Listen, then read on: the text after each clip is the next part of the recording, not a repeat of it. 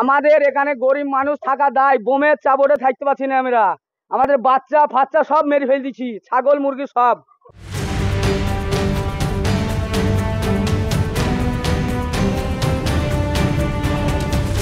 Vote মিটলেও অশান্তির শেষ নেই। দিনে দুপুরে মুড়ি মুরগির মতো বোমা পড়ছে উত্তপ্ত মুর্শিদাবাদের রেজিনগর বিধানসভার কাজীপাড়া এলাকা। তৃণমূলের অভিযোগ কংগ্রেসের দিকে। এটা মেরে গেছে নির্দল আর কংগ্রেস।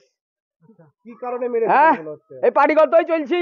আমরা বিশাল আতঙ্কে, রাতে ঘুম নাই, সারাদিন মান খাওয়া দাওয়া নাই।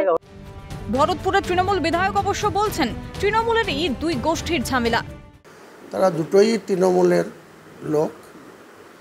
একজন 18 থেকে 23 মেম্বার ছিল গোষ্ঠীর, বর্তমান যারা মেম্বার আছে তাদের মধ্যে থেকে এই সমস্যাটা। বোমা তো খারাপ জিনিস, বোমা যেখানে সেখানে ব্যবহার হওয়াটা আইনসঙ্গত, তাদের বিরুদ্ধে কঠোর ব্যবস্থা নেওয়া উচিত। সদ্য শেষ হওয়া লোকসভা নির্বাচনে মুর্শিদাবাদের 3 আসনেই জয় পেয়েছে তৃণমূল। তারপরও কেন গোষ্ঠীদ্বন্দ্ব? কেন সাধারণ মানুষের জীবন নিয়ে টানাটানি?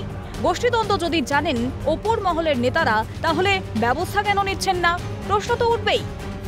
মৃন্ময় গোস্বামীর রিপোর্ট, ক্যালকাটা নিউজ।